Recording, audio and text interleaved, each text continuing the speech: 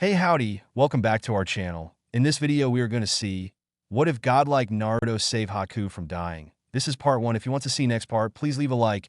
It's motivate me to make more videos, and I request you to check out author named A Tale of Tales by Soul Winterfong 71, so do check out. And I have uploaded Naruto X Kurenai and Censored Lemon, so if you are adult, do check out. All details in description.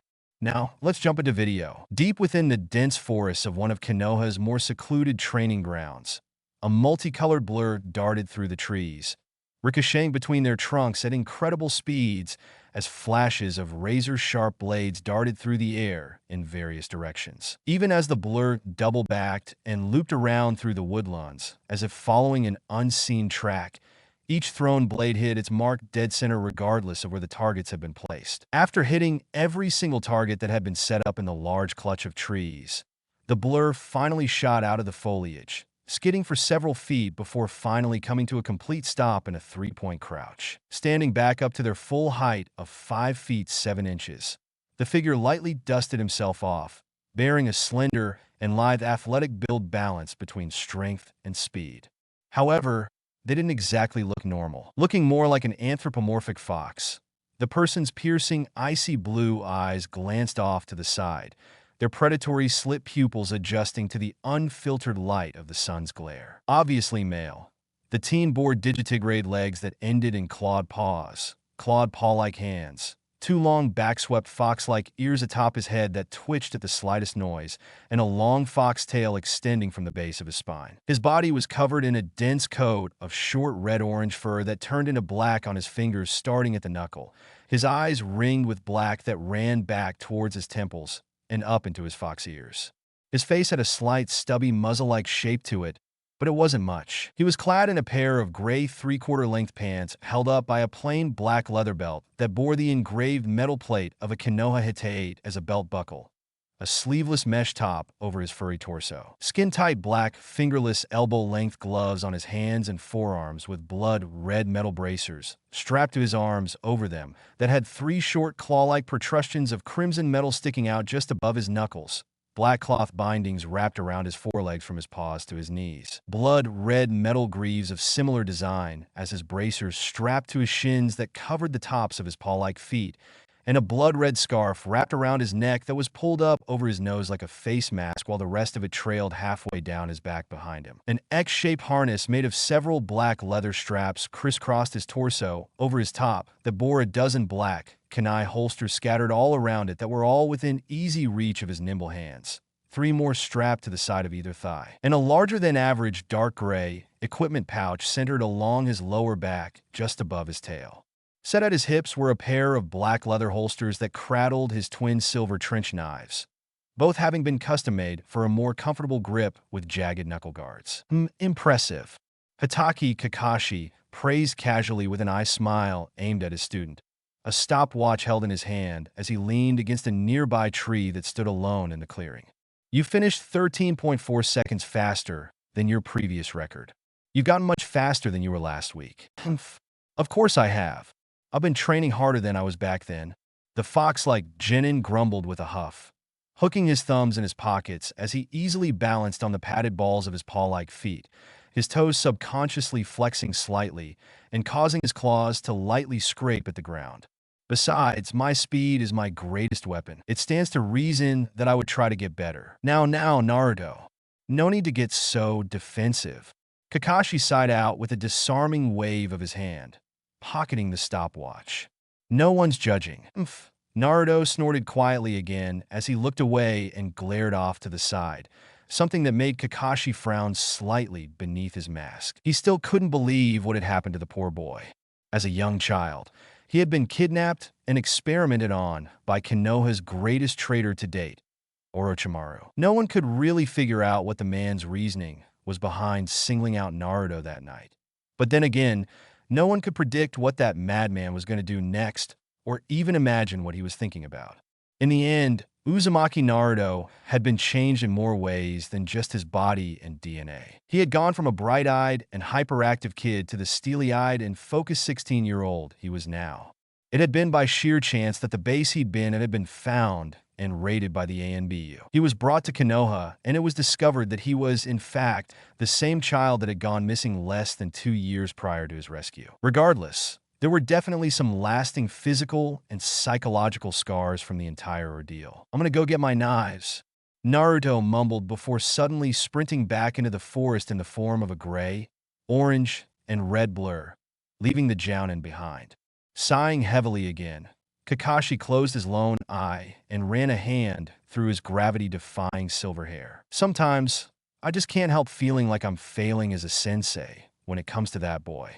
The Jounin mumbled out to no one in particular as his hand slid down to rub the back of his neck. "Don't worry, he'll come around eventually," Haruno Sakura commented from her spot on a branch above him, lounging across it on her back while staring up through the thin canopy of leaves the tree provided, keeping the sun out of her eyes. Her bright bubblegum pink waist-length hair had been pulled back into a top-knot ponytail, her piercing emerald green eyes peering out from between her loose chin-length bangs.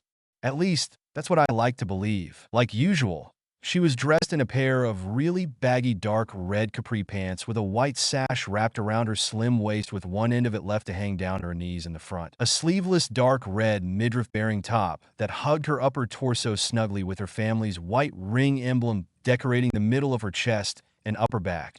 Dark red full-finger elbow-length gloves on her hands and forearms. Black kunoichi sandals on her feet. And her hitae tied around her waist over her sash with a strip of dark red cloth. Set behind either hip was a basic equipment pouch, while a single kunai pouch had been strapped to either thigh. "Yeah, well, don't hold your breath." A more disgruntled voice spoke up from deeper amongst the branches on the other side of the tree. Leaning against a thick tree limb, Uchiha Sasuke kept his eyes closed and his arms crossed over his chest, dressed simply in a pair of black pants. A dark midnight blue turtleneck top with three-quarter-length sleeves that fit him like a second set of skin, with a cloth face mask attached to the collar that was pulled up over his nose, and the Uchiha fan symbol decorating his back. And black shinobi sandals on his feet, with a basic kunai holster strapped to his left thigh, and an equipment pouch set behind his right hip. He's been like that for the past 9 years.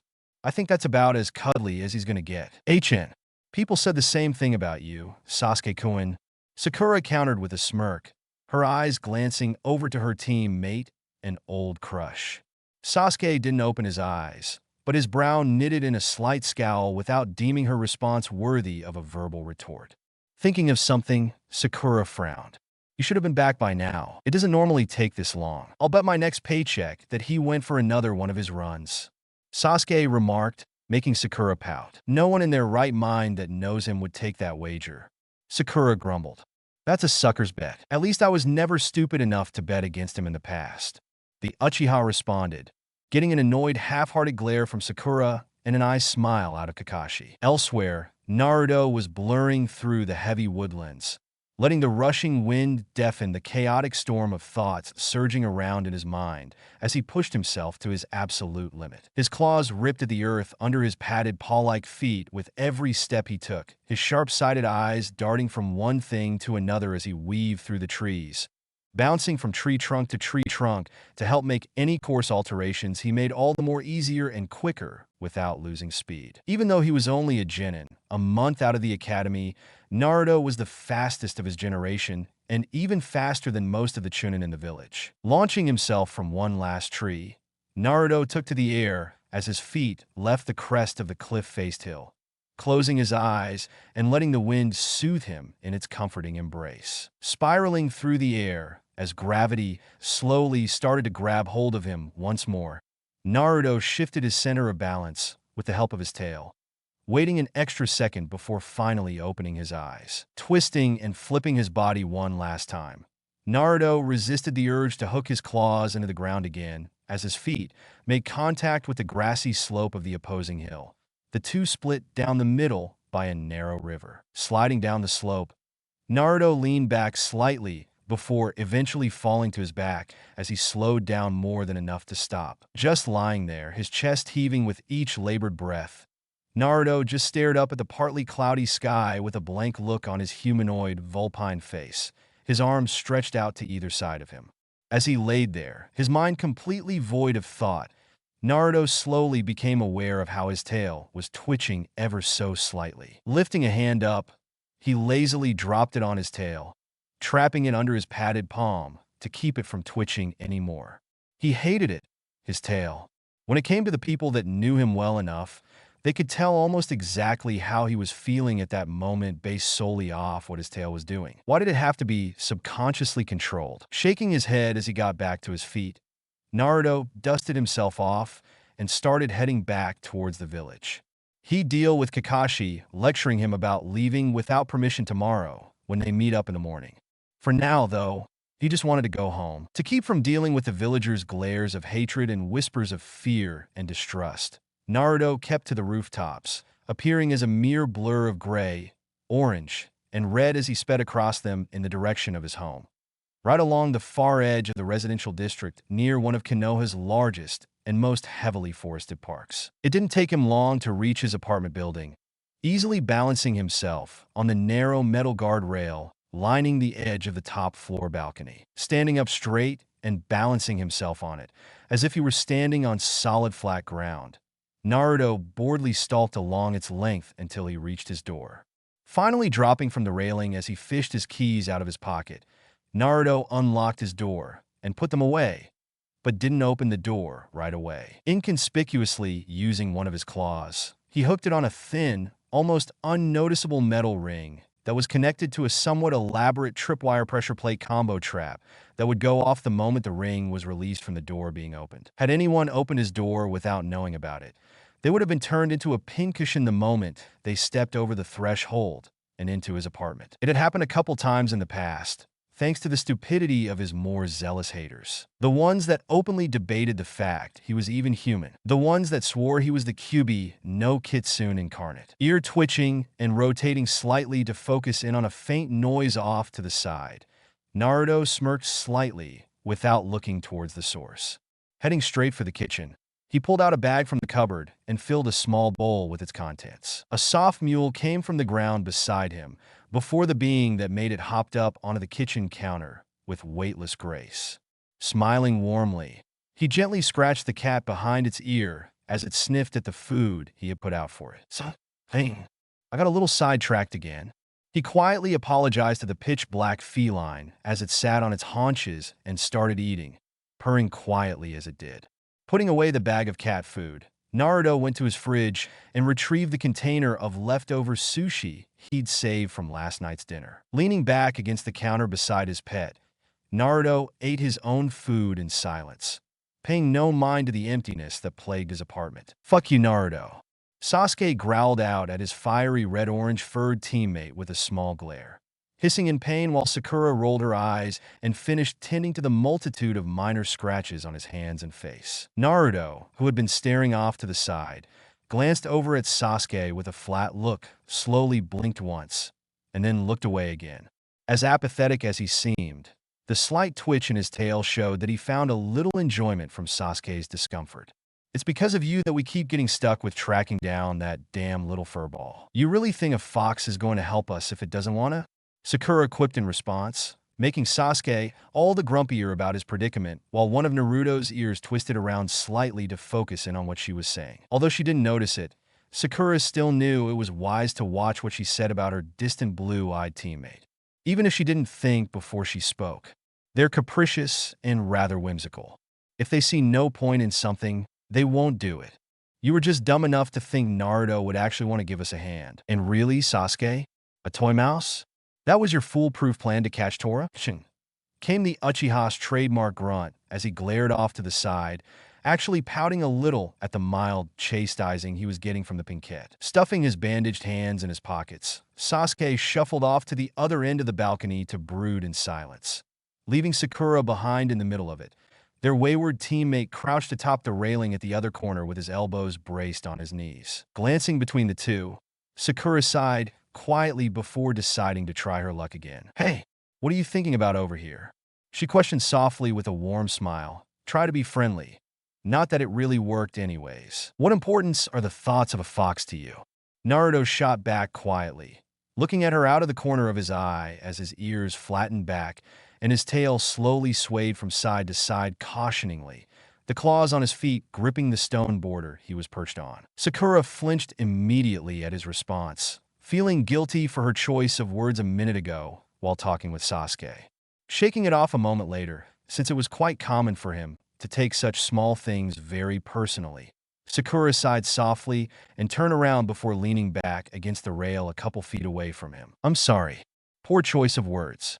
I didn't mean to offend you." She sincerely apologized, keeping her eyes down on the ground as she spoke. The only signs that showed Naruto had calmed down were his claws releasing the stone rail and his tail no longer swaying, though his ears were still pinned back with agitation. "I'll try to watch what I say next time.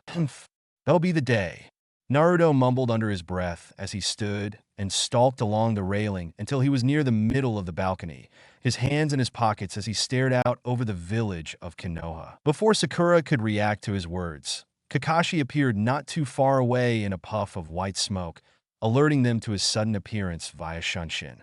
Not even looking at the man, Naruto was the first to speak. "So, what's our next mission today? Painting another old man's fence or babysitting some merchant's spoiled brat again?" "Neither. I decided to reward the three of you with your very first C-rank mission."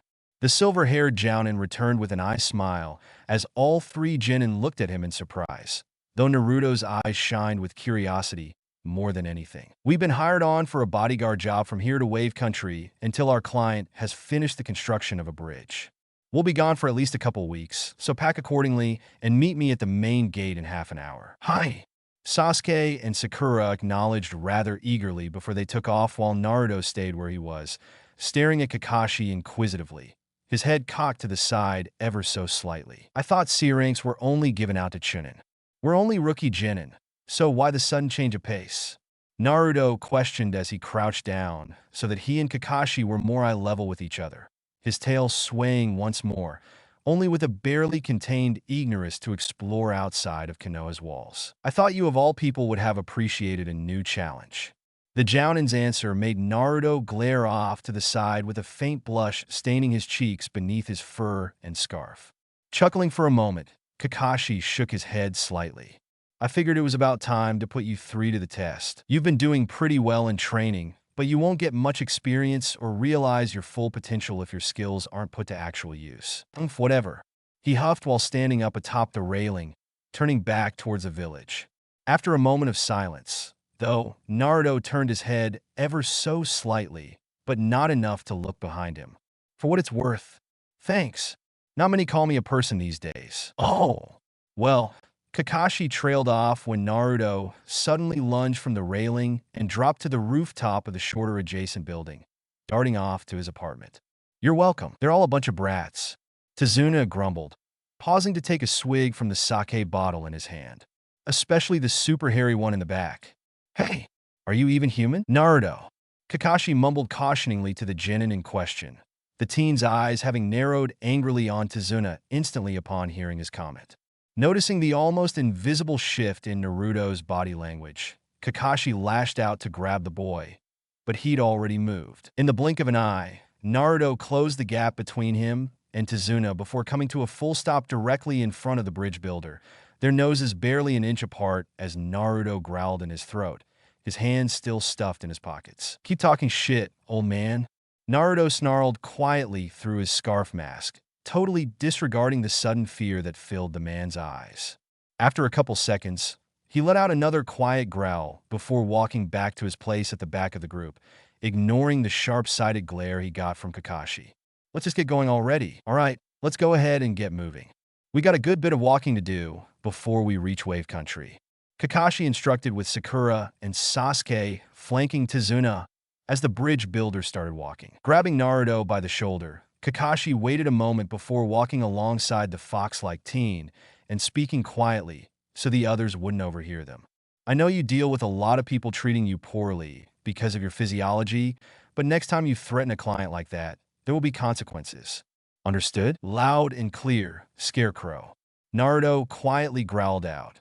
His eyes narrowed irritably as he jerked his shoulder out from under the Jounin's hand. Walking a little faster to catch up to the others, Naruto left Kakashi behind him while drawing one of his kunai, idly twirling it on one of his fingers to help distract his mind from all of the hatred and abuse he'd been forced to endure since he could first remember.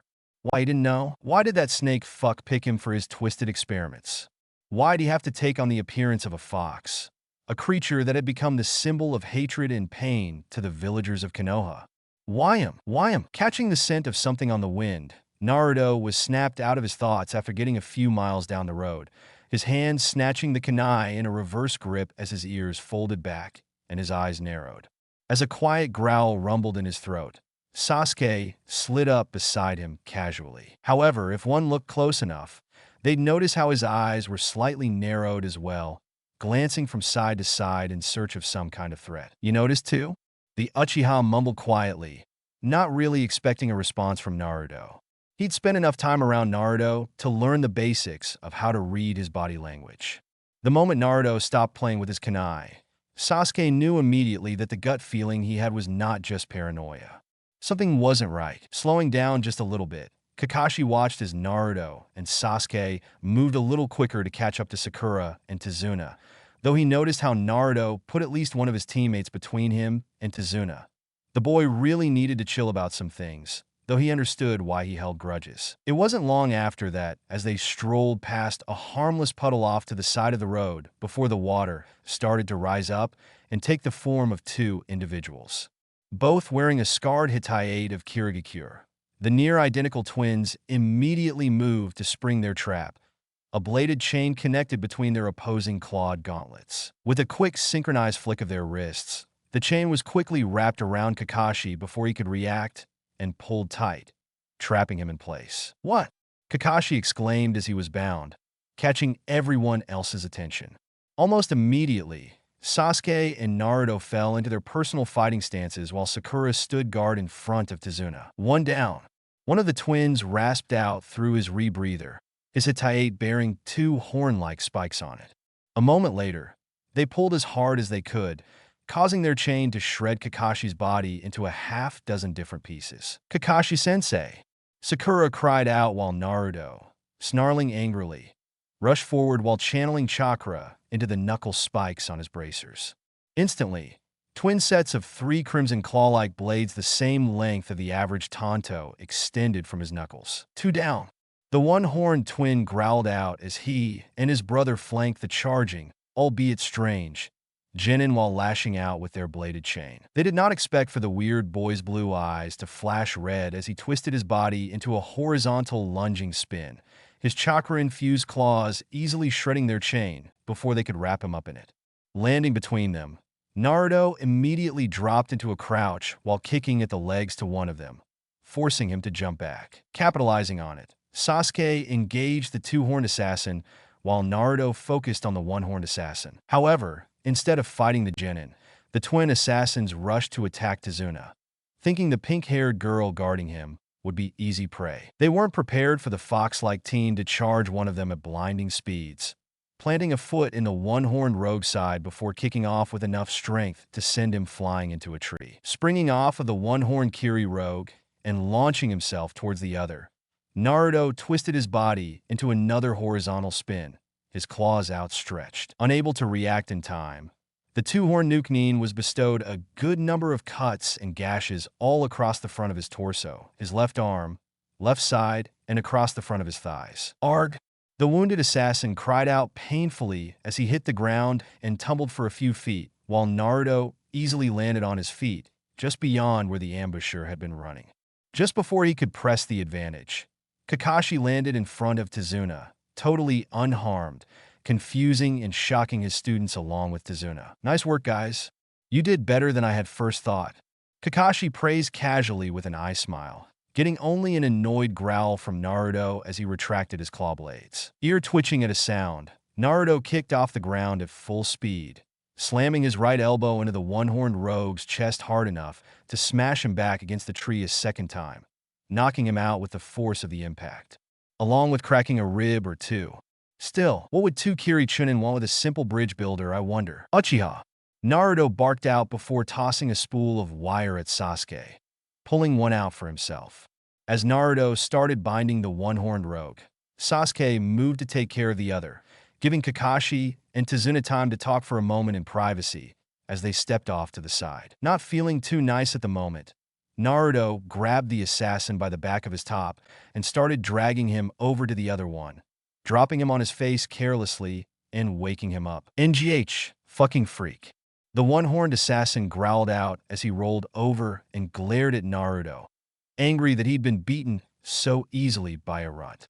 Glaring right back at him, Naruto pulled his scarf down and bared his fangs at him in a snarl, snapping his jaws with a lurch. Startled by the sudden action, the one-horned assassin flinched back slightly, only to get kicked across the face by the tailed genin, nearly knocking him out again.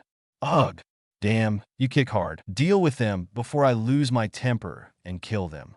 Naruto snarled at Sakura and Sasuke as he made his way across the path, leaning back against a tree with his arms crossed over his chest and head bowed with his eyes closed.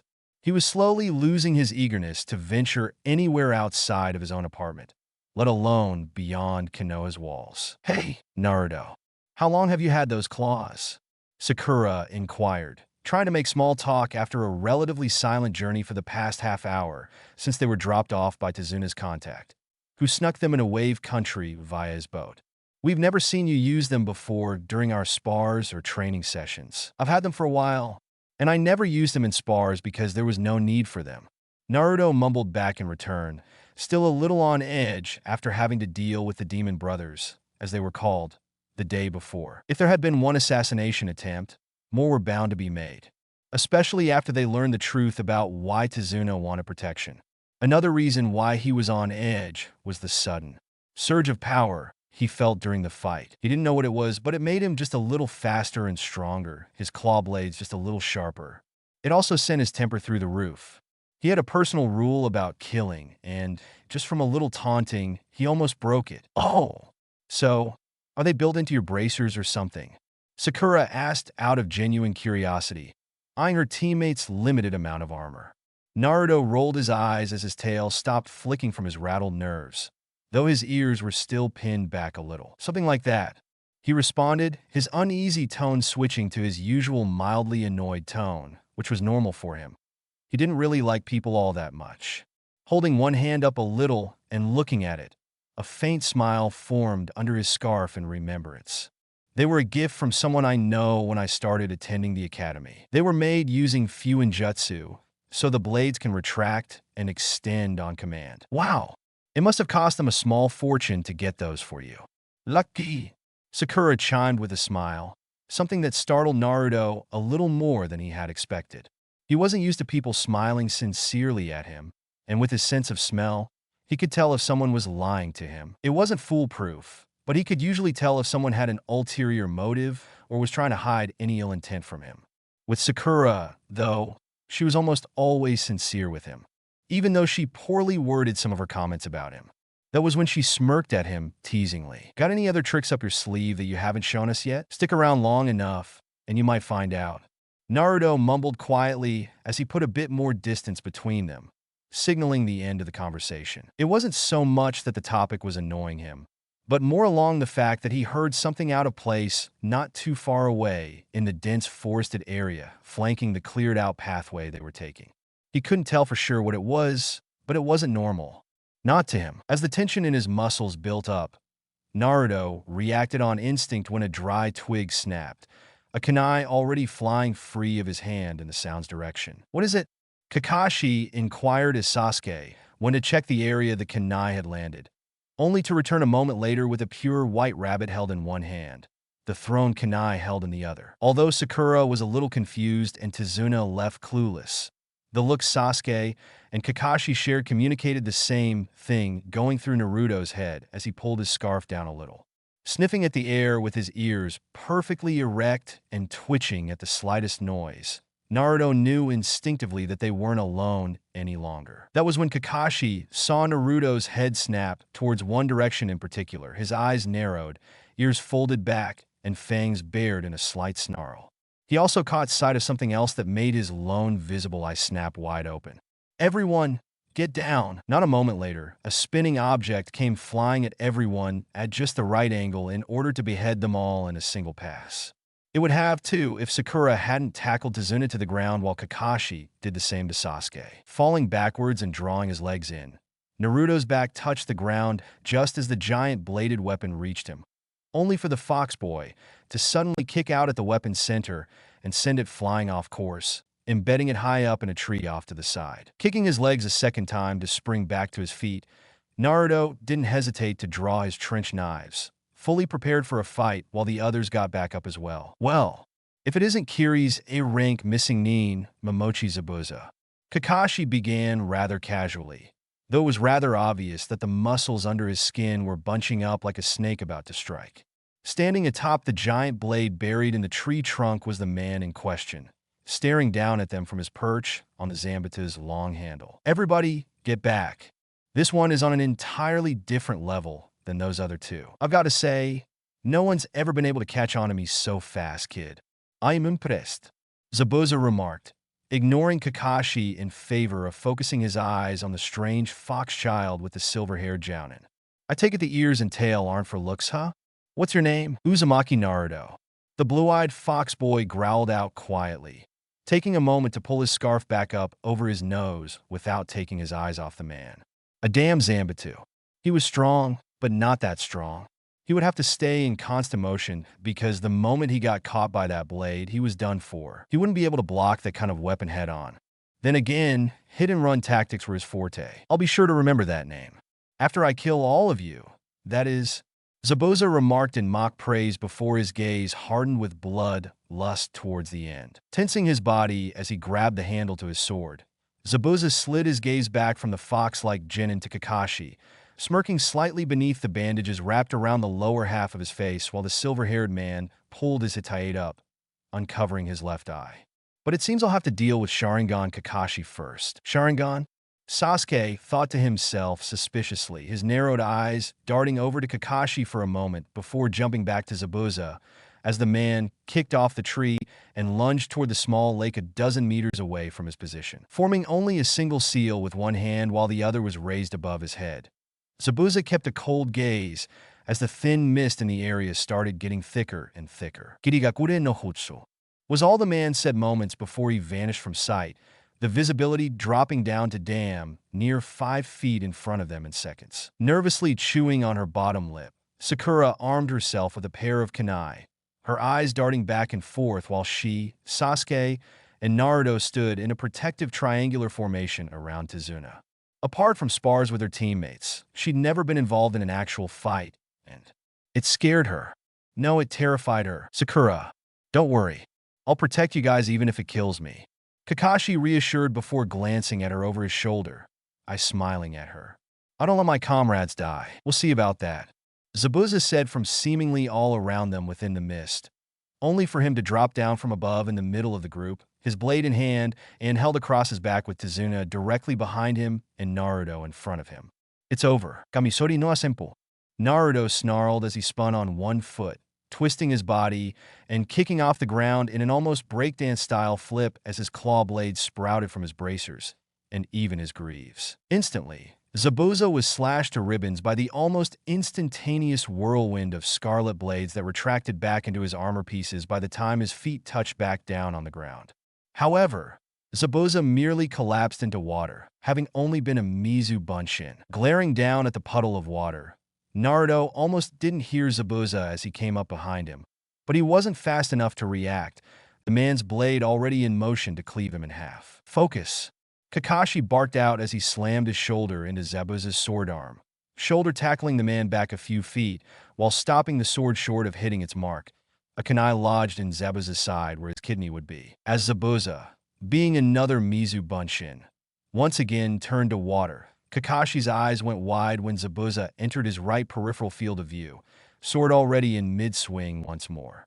This time, it was Kakashi to reveal himself to be a Mizu Bunshin as Zabuza's Zambatu cleaved him in half at the waist. When Kakashi tried taking advantage of the opening by attacking Zabuza from behind, however, the rogue swordsman instantly lashed out behind him in the form of a powerful back kick, sending Kakashi flying a few meters before landing in the shallows of the lake. Pausing instead of pushing the advantage and going for Tazuna, Zabuza glared down at the Makabishi littering the ground between him and his target while Kakashi started getting back up. Just as he started wondering why the water felt strangely heavy, he realized his folly when Zabuza, the real one, burst from the water behind him, already going through hand seals. Swait Unsuru. The demon of the bloody mist called out as he held one hand out towards Kakashi's back, only for the water around the Konoha Jounin to encapsulate him in a sphere of water, trapping him in place. You almost had me there, Kakashi. Impressive, but not good enough. Now sit back and behave yourself while I finish things up here. As his Mizu Bunshin turned away from the Makabishi, the three genin of Team 7 tensed up, each one unnerved for one reason or another. Sasuke was realizing just how far down the food chain he really was at the moment. Sakura was waging an internal war with herself and Naruto. He wasn't exactly unnerved. He just felt like a cornered animal. Trench knives still drawn, he hunkered down a little bit more, keeping his center of gravity lower to the ground while raising his arms in a sort of boxer's guard, wearing hitayate and acting like real ninja. In my opinion, someone doesn't become a ninja until they've survived brushes with death on numerous occasions. Zabuza's water clone taunted cruelly. Basically, once you get good enough to be put in my handbook, you can call yourself a real ninja. But you three are just a bunch of brats dressing up in your parents' old clothes. Immediately after finishing his statement, the Mizu Bunshin rushed Naruto before he could react, kicking him hard enough to launch him back while ripping off the Fox Boy's hitayate amongst the chaos. Keeping his feet under him as he slid to a stop, Naruto growled audibly with his head bowed, his arms still raised in a guard and crossed in front of him. Dropping the hitayate and stomping on it, Zabuza's clone sneered at the Fox Boy haughtily, bracing his sword on his shoulder. Get out of here! You can't beat him.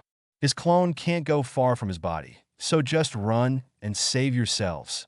Kakashi shouted despite the water surrounding him, though he had to force himself from saying any more, lest he waste what little oxygen he still had. Shaking a little from the tension in his muscles becoming too great, Naruto slowly lowered his arms until his fists were on either side of his body at chest height, slowly lifting his head until his eyes were visible. Zabuza, with his clone mirroring him, flinched slightly upon seeing the uncontrollable fury that burned in his now crimson eyes. If you think I'm going to run like a scared animal with my tail between my legs and risk being blamed for your death, Naruto hissed angrily as he started subconsciously flooding his body with enough chakra to form a dim bluish hue around his chakra-conductive trench knives, forearms, and forelegs. His scarf having dropped back down around his neck, Naruto's bared fangs were fully revealed as what looked like steam hissed out of his mouth in one sharp gust. A moment later, he surged forward much faster than his teammates had ever seen him move, appearing in front of the clone in mid-stride without slowing down in the slightest. Then you need to stop lying to yourself. Kage Bunshin, appearing in twin puffs of smoke on either side of him. Naruto and his two clones moved in perfect synchronization, the two flanking Fox Genin pulling ahead and lashing out at either side of the Mizu Bunshin's upper body, their bodies spinning like razor-edged tops that shredded the Mizu Bunshin. Reaching the still airborne liquid remains of the Mizu Bunshin, Naruto formed a single hand seal with his right hand, triggering a special trick he learned to do with his clones, causing them to instantly hinge into a pair of foldable demon windmill shuriken. Grasping the unfurled giant throwing stars as he was drenched by the water from Zabuza's clone, Naruto threw himself into a spin before launching both weapons simultaneously. Tricky little brat. Zabuza snarled as he twisted his upper body to avoid the first one from cleaving through his unoccupied left arm and side before jumping up just enough to dodge the second that was aimed at his legs. However, with another half seal from Naruto, both clones reverted back to their normal forms, either one already armed with twin handfuls of kunai. While still in midair, they loosed their volley of throwing knives at Zabuza's back, the Jounin's eyes going wide with shock at how coordinated the boy was with his clones, as well as how strategic the boy was. Shit, he's never shown these kinds of tactics during team training, Kakashi thought to himself as Zabuza was forced to remove his hand from the Suru to keep from being turned into a pincushion, freeing him in the process.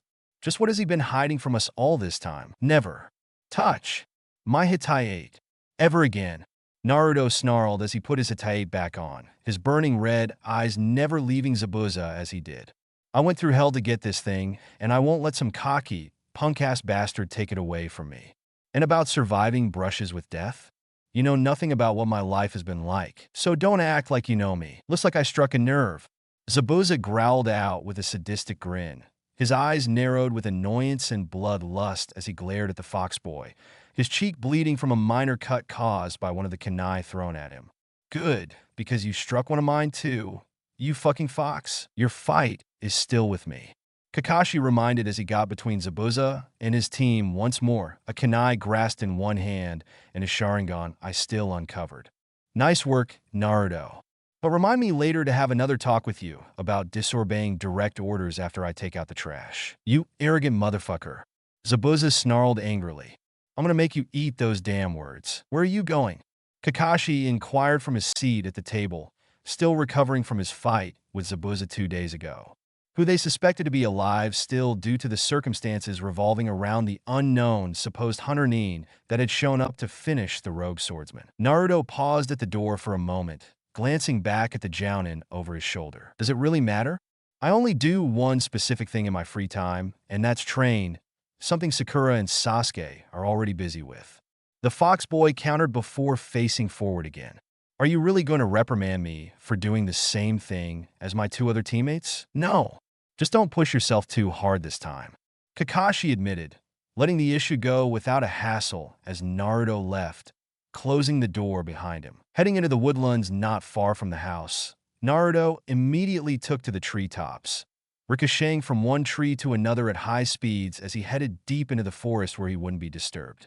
He was still plagued with questions concerning his recent spikes in anger and power. Kakashi hadn't said anything recently, but in private, Sasuke and Sakura had both made comments about how his eyes had turned red during the fights with the demon brothers and with Zabuza. Was it the QB's doing, caused by the demon spirit's chakra that had been filtering into his body since the night of his birth? If so, why was it manifesting now of all times? If not the QB, then what was it? What was making him lose control of his temper so easily and causing the sudden bursts of raw, primal power? He needed to figure out what was causing it before it became a problem and got someone hurt. Coming to a stop near a small, shallow canal that fed a small lake, Naruto crouched down at the shore before dropping to all fours, dipping his muzzle-like mouth into the cool waters. It had been naturally filtered into fresh water, so he had no worries about it having adverse effects on him, and it smelled clean enough to drink. It was while he was still drinking that his ears caught a sound nearby, making him freeze in place while his eyes jumped up to the opposite side of the lake. Kneeling down across the way was an admittedly cute-looking girl, wearing a pink yukata with simplistic swirl-like designs scattered across the fabric.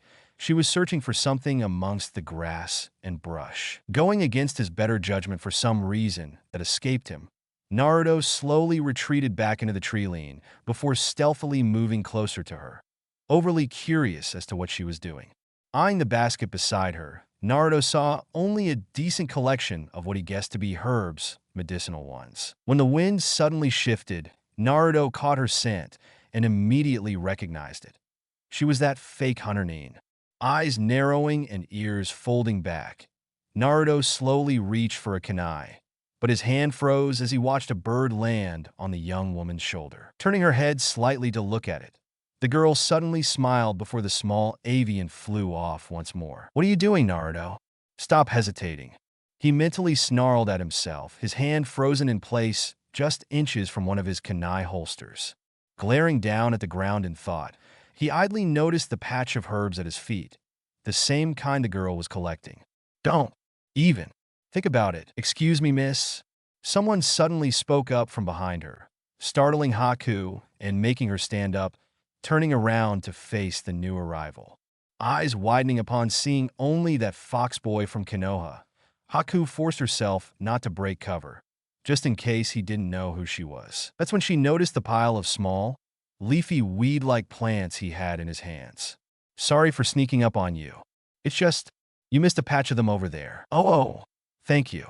She responded as she gently accepted the medicinal herbs from him, his clawed and fur-covered hand lightly brushing against her thumb. She idly noted how soft his fur felt. Putting them in the basket, she focused back on the fox boy, halfway, feigning uncertainty due to his appearance. It was honestly a little unsettling, but nothing too bad.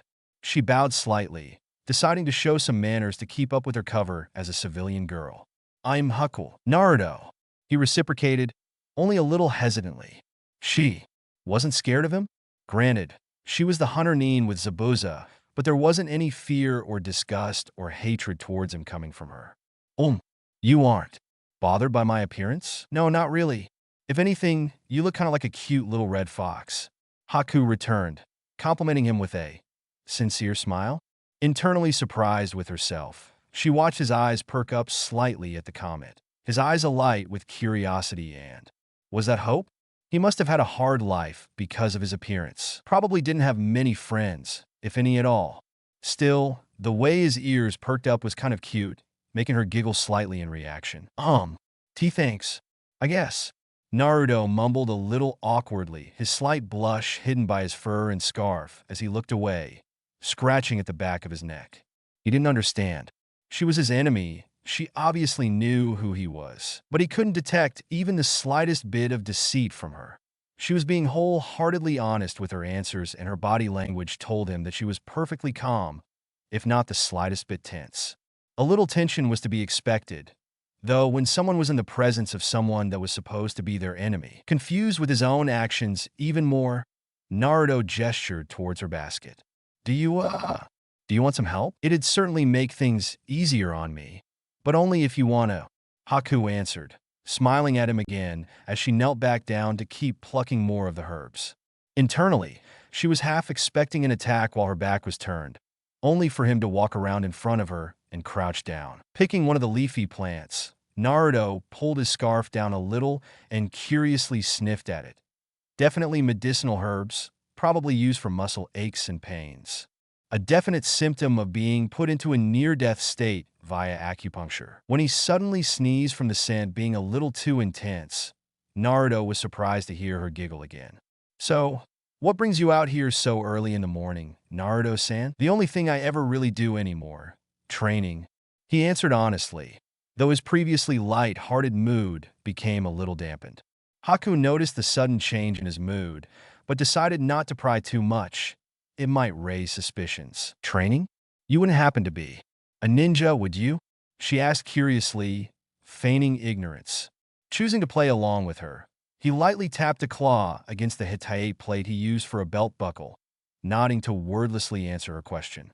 "Wow, that's incredible. I've never met a ninja before. So, why were you training, if you don't mind me asking?" "To get stronger," Naruto answered, his response a little subdued by his change in mood. Excluding his knowledge of her being the hunter Nin, he immediately picked up on the shift in her scent, denoting that she had just lied to him about having not met a ninja before. Even without his sense of smell, it was an obvious lie. To him, at least. "Why is that?" "You already seem plenty strong to me," Haku asked, honestly wanted to know. She wanted to know what drove him. Depending on his answer, she would make her final decision about him. Naruto hesitated for a moment, not really knowing why he felt compelled to tell her the truth.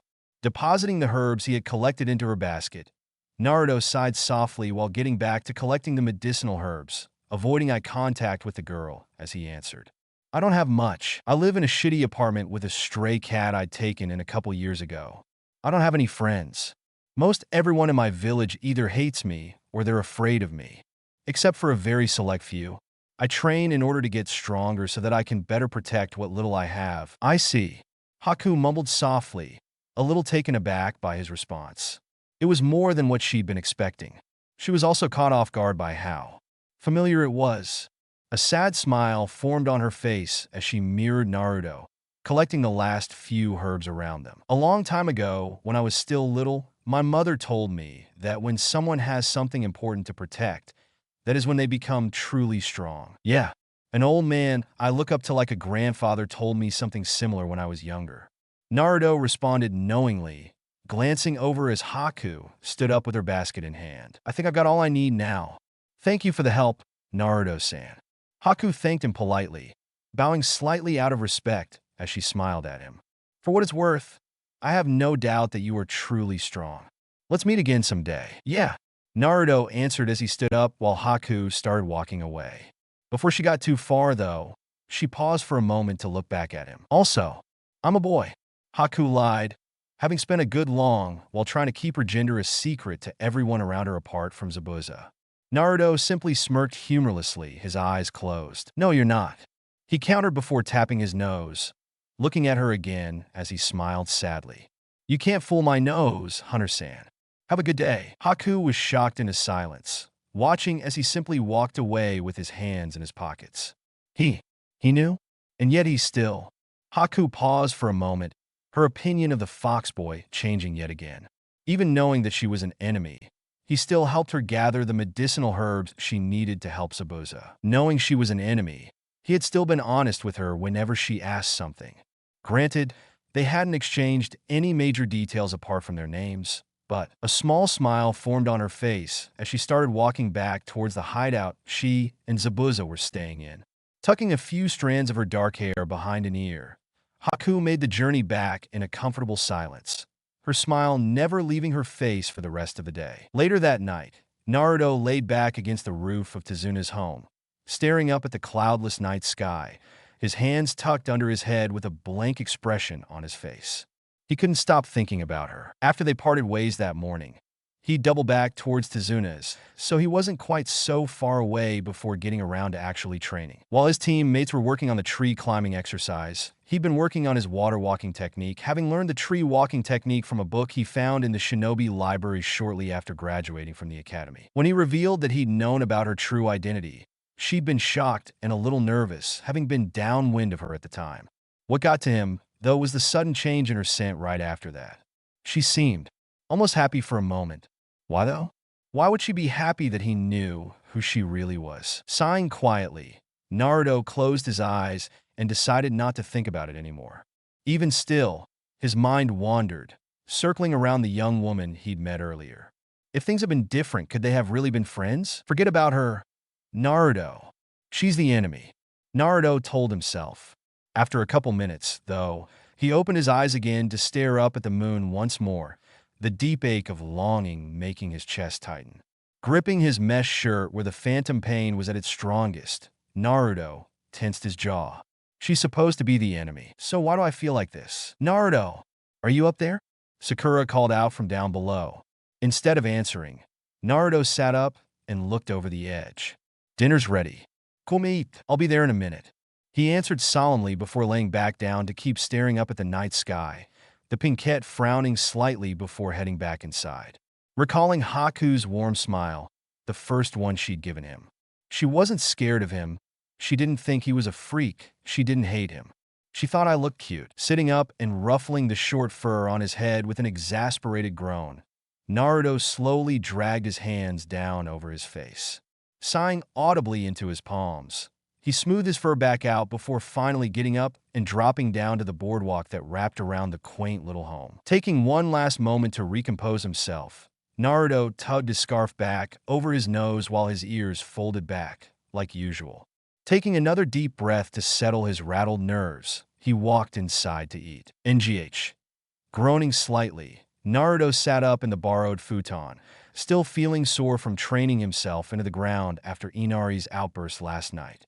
Noticing that he was the only one in the room they'd all been sharing, he glanced at the clock to see that he'd woken up a half hour later than usual. Rubbing his face slightly, he sighed tiredly. Faye. Figures that they'd leave me behind. Getting up and getting dressed, Naruto went downstairs without speaking to a word to Tsunami and Inari. Once he'd set foot outside, though, he took off into a full sprint, intending to catch up to his team. Even now, though, Haku still plagued his mind. More specifically, her smile. She was only the sixth person to ever truly smile at him, and she was supposed to be his enemy. Thoughts broken as he smelled blood, Naruto came to a stop on a tree branch, sniffing the air to get an idea of where it was coming from. It wasn't human blood, but he wanted to investigate anyways. It only took him a moment to find the butchered remains of a boar, but it hadn't been done by a hunter. Couldn't have been dead any longer than a half hour. Whoever killed this thing wasn't doing it for food. Naruto mumbled quietly to himself as he inspected the numerous cuts littering the carcass. Spotting something out of the corner of his eye, He looked up to find a handful of gashes carved into a nearby tree. A quick glance around revealed numerous other trees with the same kind of cuts on them, and they were leading back in the direction of Tezuna's house. They were all fresh, too, eyes narrowing and lips curling into a slight snarl. Naruto pulled his scarf back up before sprinting back towards the house. Making it back in record time, Naruto easily spotted the two Ronin standing on the pier-like walkway leading towards the house, Tsunami having been taken prisoner by the pair. That stupid kid, Naruto thought in slight panic as he pumped chakra into his legs, surging forward at full speed as Inari ran at the two swordsmen, trying to save his mother. Inari! Tsunami screamed as the Ronin reached for their swords to cut down her little boy, only for the fear and panic to become too much for her. In that one instant, her vision went dark just as the Ronin drew their swords. Landing a few yards away from the two thugs, Naruto gently laid the unconscious Tsunami down with Inari, the trailing end of his scarf missing a few inches of scarlet fabric where the Ronin had cut through it instead of the child he'd saved. "Stay here," Naruto growled out at the boy as he stood up and turned to face the Ronin as they focused on him. Well, if it isn't the freaky fox ninja," the beanie-wearing Ronin taunted, only making Naruto's temper spike, his eyes flashing red for a split second. Both Ronin flinched back slightly in reaction, something that proved fatal for them when Naruto vanished from his spot, only to appear in the air between them in that same moment. Before they could react, Naruto's crimson claw blades extended from his greaves and bracers as he twisted his body in midair. "Kamisori no ha senpu," he snarled angrily as he slashed at the pair. But even in his rage, he held back just enough to leave them with an assortment of bleeding but non-lethal gashes all over their bodies. Retracting his blades as he touched back down on the ground, Naruto jumped up again before kicking both Ronin in their faces, knocking them out. Forming a quick clone, he took off in search of his team once more while his doppelganger went about restraining the two Ronin, already knowing to stay with Tsunami and Inari, just in case. God damn it, Gata's making his move. I have to get to the others before Dash. Before what, exactly? Before they got hurt? Before they got ambushed? Or before they hurt someone else? Gritting his teeth with an angry, confused growl, Naruto simply pushed himself to move even faster. "Sasuke-kun!" Sakura yelled as she hurled a kunai towards the collection of floating ice mirrors, hoping to somehow save or at least assist Sasuke, who was trapped within them. Unfortunately, the masked hunter Nin leaned out of one of the mirrors, catching the kunai before anything could happen. He caught it. The next instant, the masked ninja was knocked out of the mirror by a blur of gray, red, and orange that went up in smoke immediately after impact. Power sliding under the mirrors, Naruto stopped next to Sasuke, noticing the multitude of scratches and sunban he was littered with. Just as he was about to try getting him out of the dome of ice mirrors, Naruto's instincts kicked in, forcing him to whip around and swat a couple sunban out of the air using his bracer, glaring at Haku. But not out of hate. As she stepped into a mirror, Naruto readied his trench knives for a fight. "Over here," she remarked from behind them, shocking both of the genin. Naruto grit his teeth in frustration. She was faster than him. Sasuke, despite his surprise, didn't waste time running through a short string of hand seals. "Katan, Gakakyu," he declared before spewing forth a cone of flame, intending to melt the ice mirrors with its heat. Sadly, it didn't work. It did nothing. Sasuke exclaimed in slight panic, his eyes wide with shock. "You can't melt my mirrors with that level of fire," Haku explained before readying a handful of sunban. In the blink of an eye, however, neither Naruto nor Sasuke had time to react as the needles shot at them from different angles, some merely scratching them while others embedded themselves in their bodies. Forcing himself back to his feet, Naruto yanked out the lone sunban stuck in his left thigh and tossed it aside before forming a hand seal. "Trying to follow with your eyes is impossible. You will never be able to catch me. Don't tell me what I can and can't do." "Kagebunshin," he fox-teen snarled as a dozen clones of himself appeared, each one and himself lunging for a mirror. Once again, Haku struck, destroying them all in an instant. While they'd done nothing to Haku, Naruto had realized something as he hit the ground. Whatever it was that made Haku so fast, his clones had been hit in sequential order, popping one after another. Not all at once. That ruled out her using any kind of clone techniques or some kind of instantaneous area attack. Growling louder than before as he forced himself to stand back up, Naruto became uncaring of the scarf as it slipped off his face. His lips curled into a fanged snarl.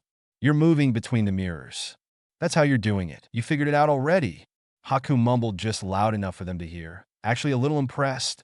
"Even if you know that, it won't help you. I don't need to know how you're moving so fast to stop you." Naruto barked out in retort, his teeth gnashed angrily. That is, until a handful of Senbon embedded themselves in the back of his legs, dropping him to his knees with a stifled cry of pain. "Becoming a true ninja is difficult for me. If possible, I don't want to have to kill you or for you to have to kill me. But if you come at me, I can bury my heart long enough to put you down," Haku admitted, a touch of heartache softening her tone as she stared at the fox boy she'd befriended. Why did it hurt so much, seeing him in pain? Reinforcing her resolve, Haku readied another handful of Senbon. "This bridge is the place where we fight, to connect to our dreams. Me for mine, and you for yours. Please don't hate me. I want to protect someone precious to me, to work for that person, to fight for that person, to make that person's dreams come true.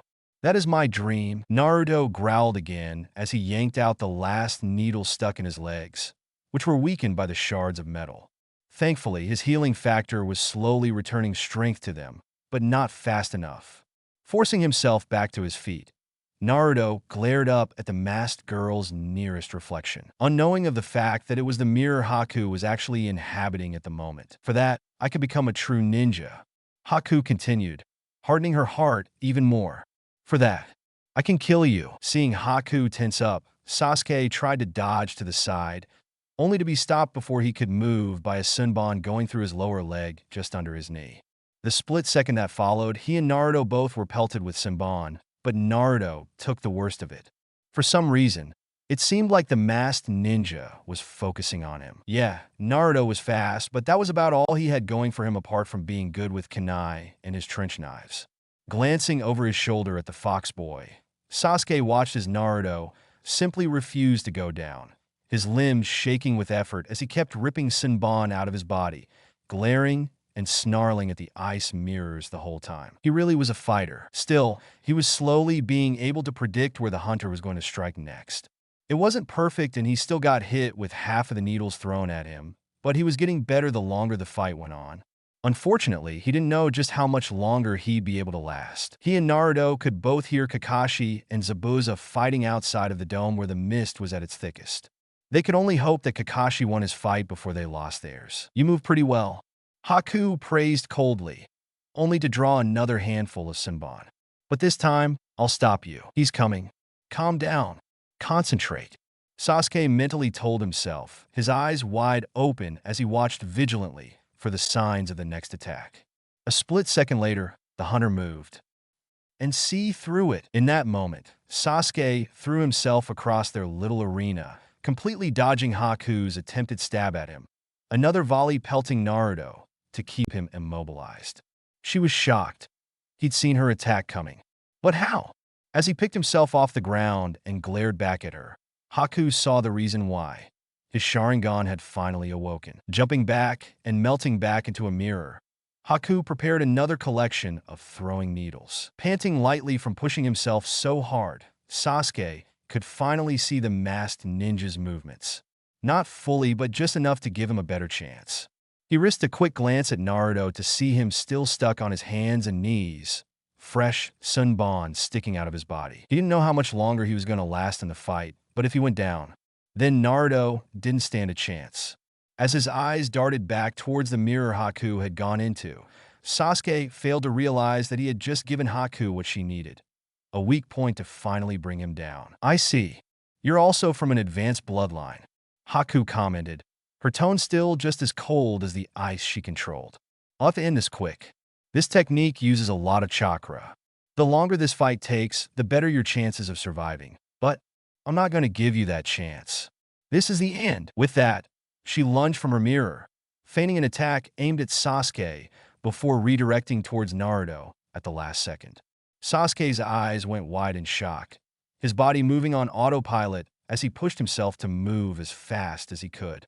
From his spot, Naruto looked up just in time for Sasuke's shadow to fall over him. Across from the dark-haired teen was Haku, knocked prone after being intercepted by Sasuke. All you ever do is make things so much more difficult for everyone else, Sasuke rasped out, most of the senbon he'd been hit with focusing around his neck, a pained look of fear slowly creeping onto Naruto's face as he shakily reached out toward Sasuke. What's with that look? Sasuke, you.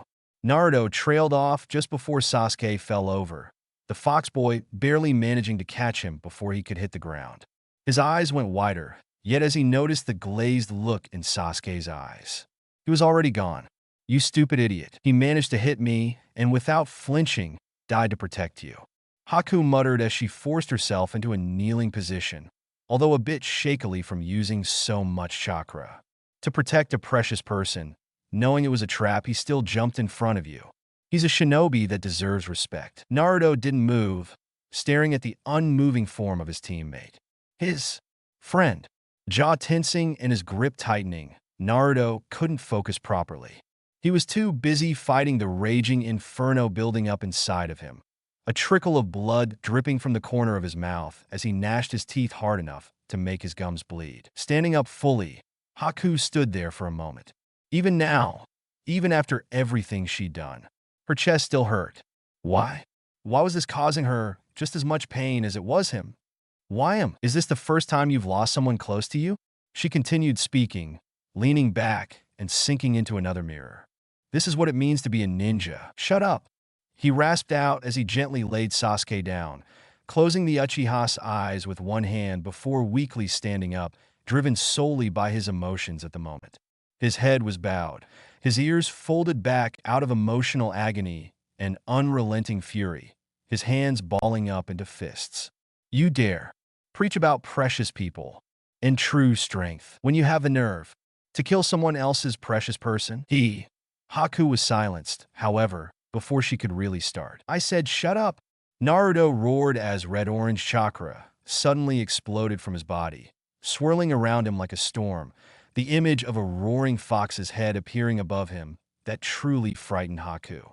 Not only that, but right before her eyes, she watched his wounds heal, her senbon forced out of his body as his flesh knit itself back together. He didn't deserve to die. He still had a dream to accomplish. It should be me laying there right now, not him. And why is that, Naruto? Haku asked, her emotional mask cracking. Why should you be the one that's dead and not him? Because I don't have a dream? Naruto snapped, shocking Haku with his words as the red-orange chakra sunk back into his body as his fur became ruffled, the hairs standing on end as his tail flicked back and forth furiously. Blood dripped from his hands as his claws dug into his palms. Trench knives left forgotten on the ground. Me and him never did see eye to eye. We never got along. You could say we damn near hated each other. But he didn't deserve this. For killing him. I'll kill you. Ears twitching slightly as Haku readied more senbon to protect herself with. Naruto's head suddenly snapped in her direction, looking directly at her with his blood-red eyes.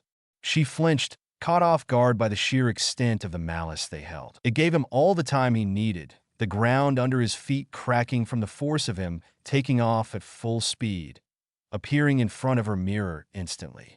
She tried to jump from her mirror to another, but the moment she popped out, Naruto's fist had already made contact with her masked face, smashing her back into the sheet of ice. Launched back a good dozen feet, Haku rolled to a stop on the ground while the rest of her mirrors cracked and broke, falling to the ground to shatter in a deafening roar of breaking glass. Naruto didn't hear any of it, his eyes locked on Haku as she started standing back up, his chest heaving with each labored breath. All he could see was red. Having more to say, though, he restrained himself from killing her right away. You stole my heart yesterday. Naruto growled out through gnashed fangs as tears started falling from his ruby eyes. Haku's eyes widening at the revelation as her mask cracked and broke, falling away from her face. Both literally and figuratively. Even as he spoke, he walked closer to her with purpose, his anger still burning strong. "You stole it, and then you ripped it apart right in front of me." Haku didn't have the chance to react before Naruto's fist smashed against her face a second time in the form of a backhand, sending her skidding across the ground a second time. He walked over to her prone body, standing over her as she stared up at him with pained eyes, tears of her own welling up. Sitting on her stomach to keep her from going anywhere, Naruto cocked his fist back again. I'll kill you," he rasped out as he swung his fist again, Haku's eyes closing as she waited for the embrace of death. However, not feeling the impact or any pain, but hearing his fist hit something, she opened her eyes again.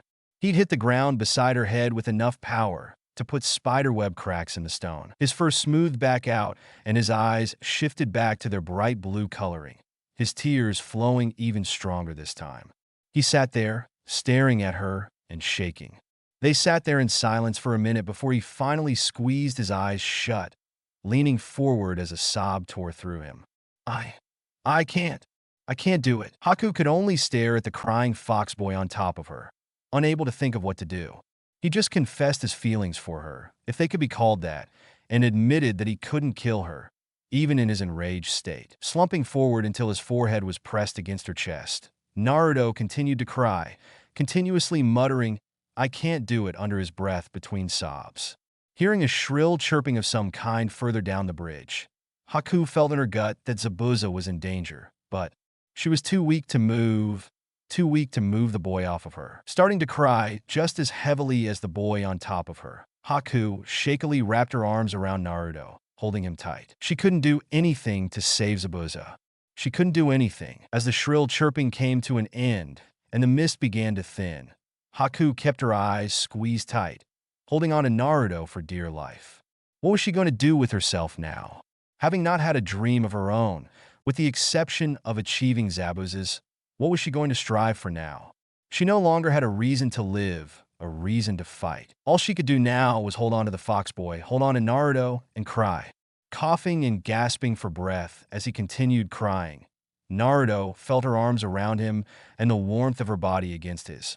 But as soothing as it was, it did little to console him. As the mist thinned more, gradually fading away now that it was no longer being supplied with chakra, a steadily growing mass of shadows could be seen at the other end of the bridge.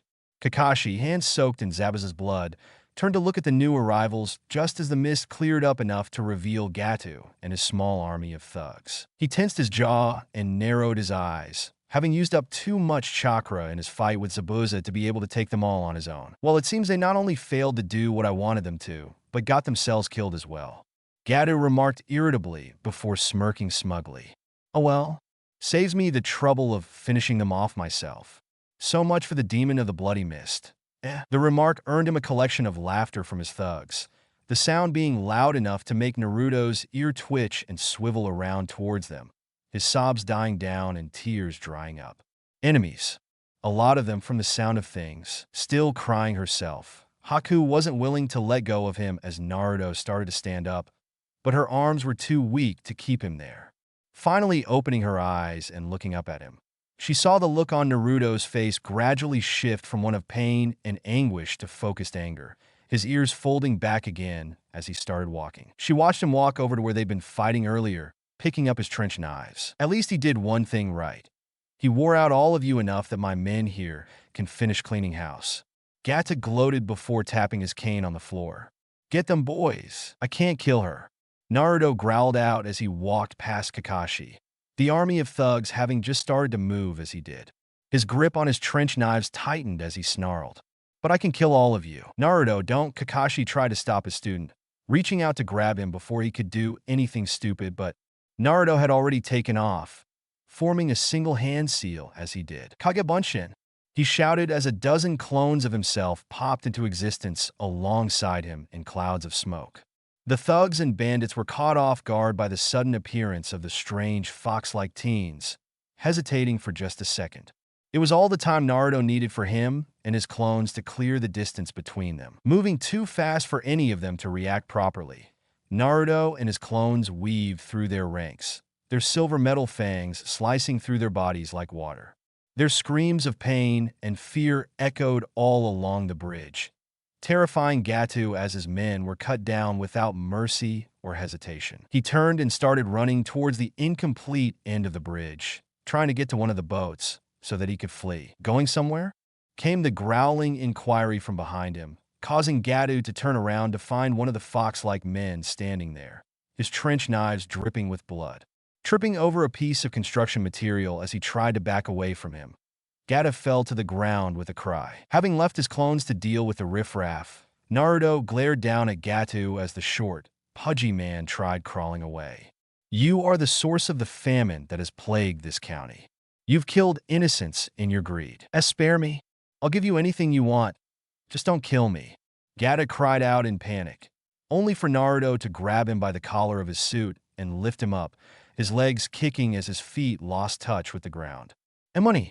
I have lots of money. I can pay you. Jay, just let me live. You can't buy my mercy. Naruto whispered before drawing a hand back and slamming his bladed fist into Gata's neck, letting him go at the same time.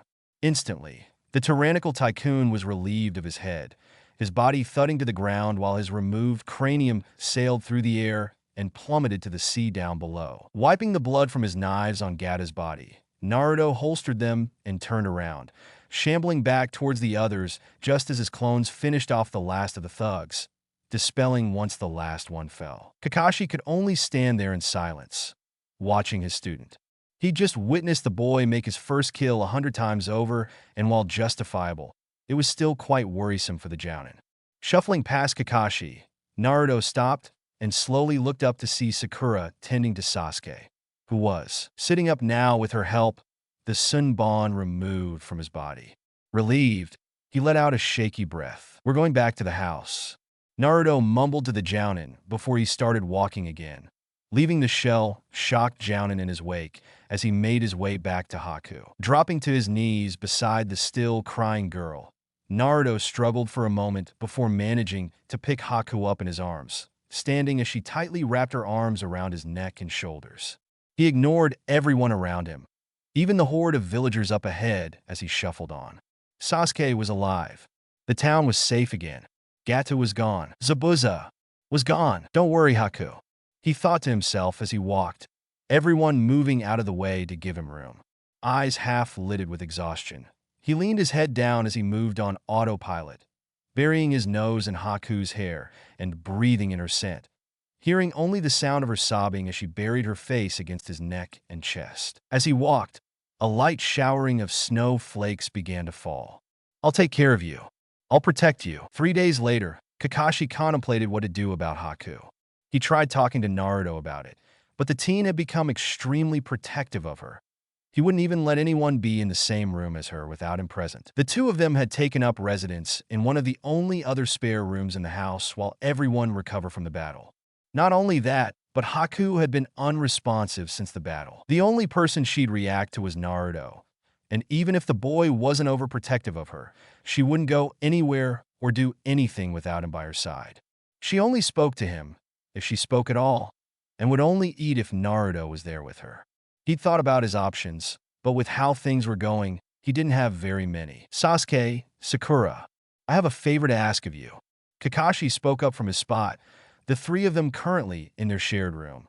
The two males present were recovering from their injuries while the lone female, Sakura, helped tend to them. Once he was certain he had the full attention of both genin, he continued, I want you to exclude Haku from your reports when we get back to Konoha. Officially, she has no affiliation with Zabuza or Gato or anything else that happened here. Am I clear? Hi. Sasuke mumbled out in response, a little put off by the request, but he wasn't about to try fighting it. There wasn't a reason to anyways. So long as she didn't try anything stupid, he didn't care. She was Naruto's responsibility now. Seeing as Sasuke had agreed with it, Sakura reluctantly did the same, nodding her confirmation to Kakashi from her spot. Groaning slightly as his healing wounds ached and stung, Kakashi forced himself to his feet before grabbing his crutches, hobbling off to find Naruto to tell him the same thing. Reaching the door to the room the fox boy was staying in with Haku, Kakashi sighed softly before knocking. After a moment of waiting, the door slid open enough to reveal the genin in question. What do you want, Scarecrow? Naruto mumbled cautiously, his ears folded back, and eyes narrowed slightly. Kakashi sighed once more. At least he had stopped calling him Hataki. I just came to let you know that I've asked the others to leave out Haku's involvement in everything. He answered, getting a surprised look from Naruto before it became suspicious once more. Before he could say anything, Kakashi held his hands up placatingly. No strings attached, no ulterior motives, nothing of the sort. She is essentially a free woman now. Officially, she'll have no affiliation with anything that's happened here in Wave Country. If she wishes to come to Konoha with us, we'll just say that you met her after everything happened and that she wanted to come back to the village with us. Okay. Naruto was silent for a moment, glancing off to the side in thought. Closing his eyes, Naruto started to slide the door shut. Thank you, Kakashi-sensei. Anytime, Naruto. Kakashi muttered softly with a sad smile, even though the door was already closed. Turning back around, he hobbled back to the room to get some more rest. Sighing quietly in relief as he finally stepped away from the door, Naruto turned around with a sad smile as he looked at Haku. She was curled up on the futon, her back to him as she stared at the far wall blankly, tears still falling from her eyes. She'd had another nightmare about Zabuza. Walking over and sitting down beside her, Naruto reached over before pulling the surprisingly light girl into his lap, wrapping his arms around her comfortingly. Reacting to his touch, Haku's lips quivered slightly before she calmly buried her face in the fur on his chest, her tears flowing more freely as she curled up in his lap, shivering slightly. Grabbing the blanket and pulling it over the both of them, Naruto hesitated for a moment before gently taking one of her hands into his own, gingerly running his thumb across her knuckles.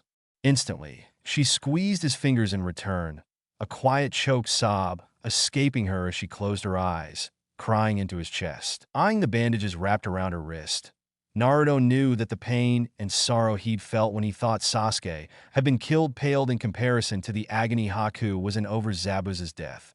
She tried to commit suicide the first night by taking one of his kunai and cutting her wrist. Thankfully, he caught her almost immediately and stopped the bleeding. She had refused to leave his side ever since then. Did you hear him, Haku? You're safe now, he whispered to her as he buried his nose in her hair, holding her a little tighter as he closed his eyes. Faintly nodding her head in response, she stayed silent while shifting slightly and curling up a little more in his arms, getting a little more comfortable on his lap. Smiling weakly despite her tears, Haku nuzzled his bare chest in relief. Now, she could focus on grieving over the loss of the only person that had ever taken an interest in her. Before she met Naruto, that is, after he had stopped her from killing herself, Haku had finalized her opinion of the fox boy currently holding her. He said he didn't have a dream back on the bridge. She herself didn't have one either. Thus, she decided that she was going to help him find one. That was her dream now. She found it funny and quite ironic, though. Haku had always thought of herself as a timid little rabbit since she was a kid, and yet here she was falling in love with a fox. As her tears started to dry up and her breathing evened back out, Haku smiled slightly as she nuzzled Naruto's chest again. Between the emotional exhaustion and the warmth and softness of Naruto's fur, Haku slowly began to doze off in his arms. Thanks for watching till now. If you're still watching this video, then comment 4 red emoji in comment section to let me know. And please do check out the author and leave a kudos on their story. Link in description.